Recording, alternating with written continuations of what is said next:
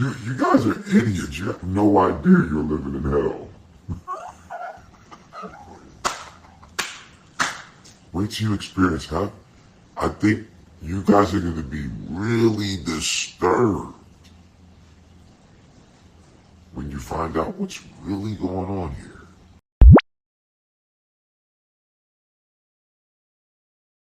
Spirit beings were here before human beings. They can, if they want to, they can tell you past, present, and future.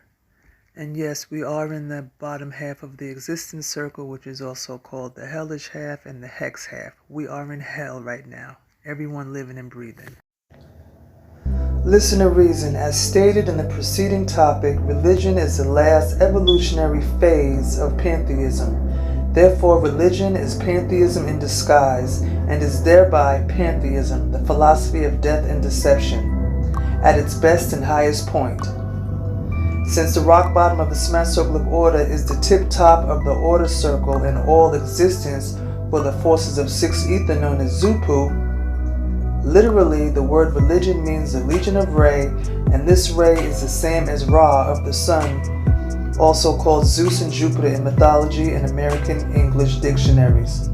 Ra, the sixth ether sun god, represents those who are living in the bottom half of the circle of order, and Thoth, also called Hermes, and Mercury, the four ether moon god, represents the dead, but the underworld god Osiris, also known as Pluto, the ghost spirit judge of the dead during the moon cycle, comes in on the act at the beginning of the moon cycle, the beginning of religion and the Caucasian Bible, and eventually dominates the world of peoples with religion by help of the earth god Poseidon, and Thoth, the moon god, and decline of the sun god Ra, by way of the evolutionary forces of nature. Thoth was called Tahuti in Egypt of Africa.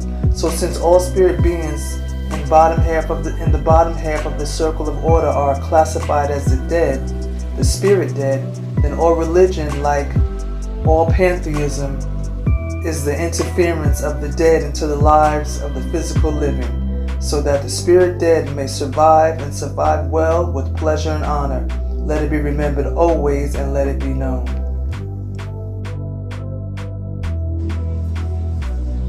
This is a royal bloodline in here. You see? You see all the kitties in here? You see all these kitties? See our kitty pad? And that kitty right there. You see, what I did was what was I saying? Malia is basically Velvet and Baby Ellie put together. So I kept both of them.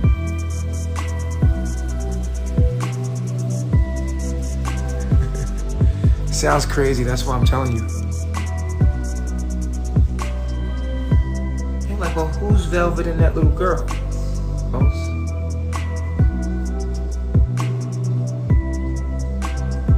Nothing is lost, all is transformed, if you get what I mean. This spirit is letting you know that the spirits have gone nowhere. They just change with the gases and time. Yeah. Names change and all that, but they have gone nowhere. They're still here amongst us.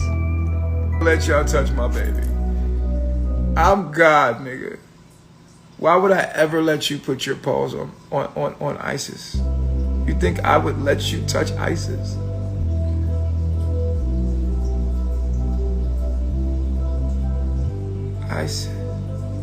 I6?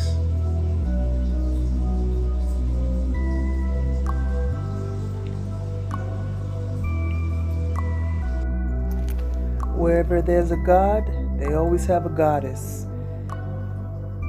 So you see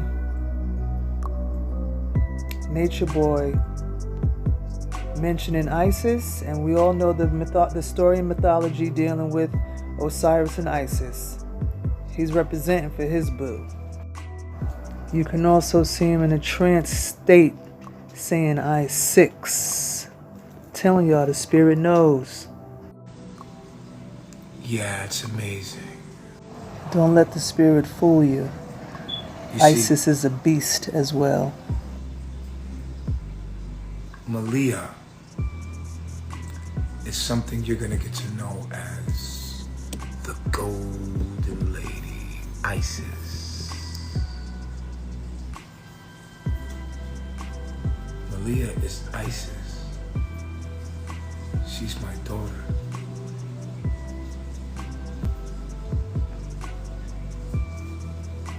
And she's my lover.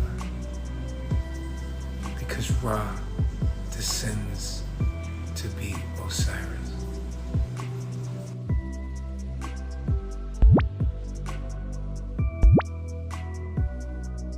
Green is the life of death where we live at, and the only way you can constantly keep life going is to constantly reproduce. When Nupu is in, the red is the life of life, that's infrared light. That's a different type of existence when Nupu is in. And then you have black for space and germination, and blue is for the sky. So when you start talking about six ether is, again, they call it evolutionary radiation. All right, so 6 ether gamma radiation produces 3 ether ghosts from the sun called solar neutrinos. All right, a solar neutrino is a neutrino originally from the sun's core and is the most common type of neutrino passing through any source observed on Earth at any particular moment. Neutrinos are elementary particles with extremely small rest mass and neutral electronic charge. They only interact with matter via the weak interaction, also called the weak force, and gravity, making their nuclear detection very difficult. You can find that on Wikipedia.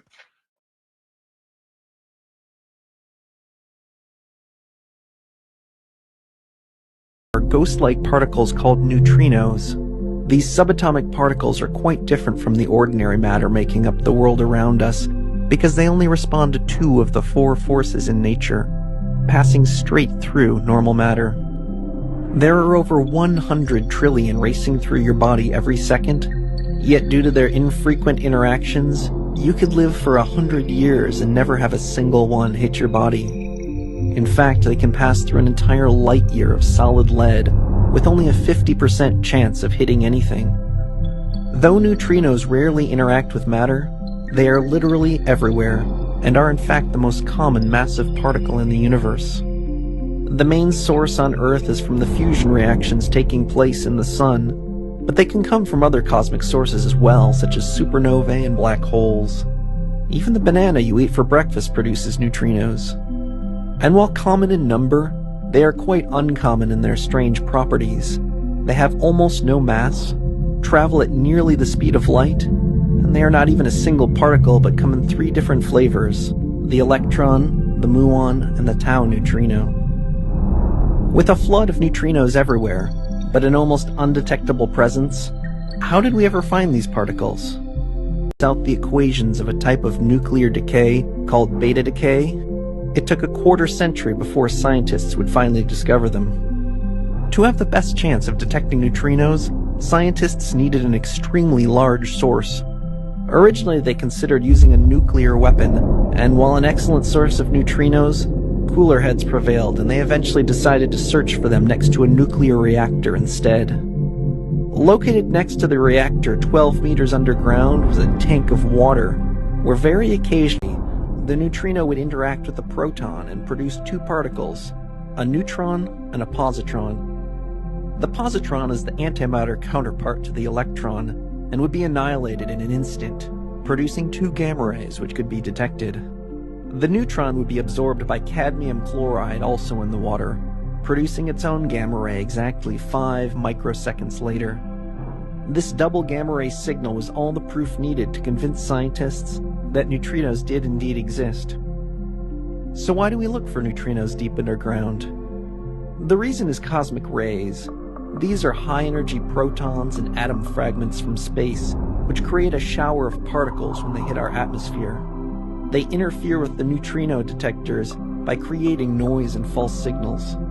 Since neutrinos can travel through the Earth nearly entirely unimpeded, we can reduce cosmic ray noise by simply pushing the detectors farther and farther into the Earth, blocking these rays, but not the neutrinos.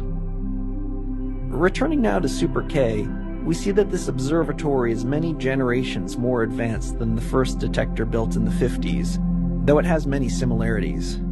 With its large tank of water buried underground and surrounded by photomultiplier tubes. And while its scale is much, much larger, it also detects neutrinos through a different type of radiation called Cherenkov radiation. If you've ever seen the blue glow of a nuclear reactor's cooling pool, that's Cherenkov radiation. It's caused when the particles exceed the speed of light in the water, and while you may know that nothing can go faster than the speed of light, that's only true in a vacuum. When light travels through materials, its speed is reduced, and very high-energy particles can exceed that velocity, causing the optical equivalent of a sonic boom. When picked up by the detectors, this points out the direction the neutrino came from. The ability to detect the direction opens up a whole new world of neutrino research. What was once just a detector can now be used as a telescope. One of the truly amazing things which has been accomplished with Super K is the first ever picture taken of the core of the sun. While light takes a convoluted 100,000-year path to exit from the core, neutrinos travel straight out through the sun at nearly the speed of light, entirely unimpeded. Whizzing out through the sun on its 8-minute journey to Earth, and then through the Earth itself, they every so often create that faint blue glow in Super K. And while it took 500 days to collect enough neutrinos to make an image, a picture of the core of the sun was now a reality. While neutrinos are an exciting and active area of interest for physicists, they may be of great practical use in the future as well. Imagine being able to communicate with neutrinos by sending messages through the inside of the planet, or using neutrinos to detect minerals or oil in the Earth. Neutrinos may turn into a great technological asset for the future, but in the meantime, we still have much to learn from them. Two of the biggest unsolved mysteries in physics. What is dark matter, and why do we even have matter in the universe, may be closely linked to neutrinos. It may be that one of the lightest, most invisible particles in the universe is the answer to some of the very biggest questions.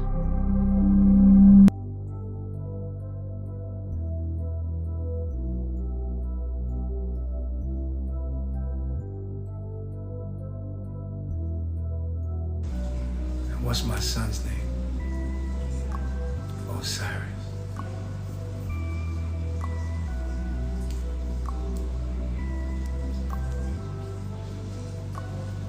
You see it?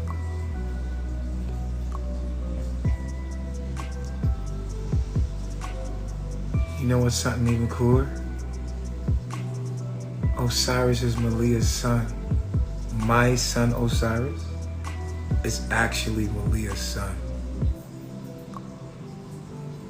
It's that cool. That's how intergalactical this shit is. Like, Malia's the mother of my son, Osiris.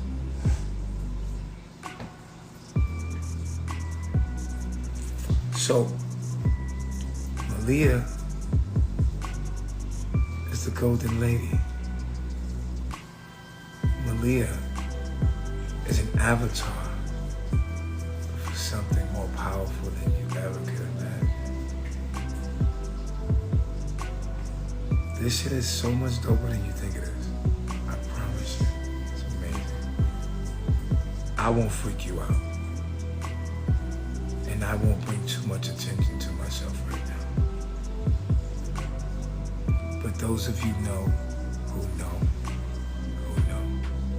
call me. Don't be afraid of me. Yes, I'm Satan. I'm Lucifer. I'm not gonna lie to you.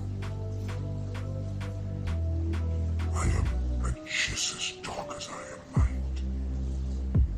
He's got the whole world in his hand. He's got the whole world in his hand. He's got the whole world in his hand. Got the whole world in him. You don't understand the mind of God. For some reason at 3 o'clock, I get a jolt of energy. Zoom! That motherfucker come up at me, and I be like, oh, shit. I'll be up. And it's He's clearly describing the spirit forces entering his body. Again, spirit beings are real. They control people, places, and things. Nature Boy is in a position to be a very dangerous man.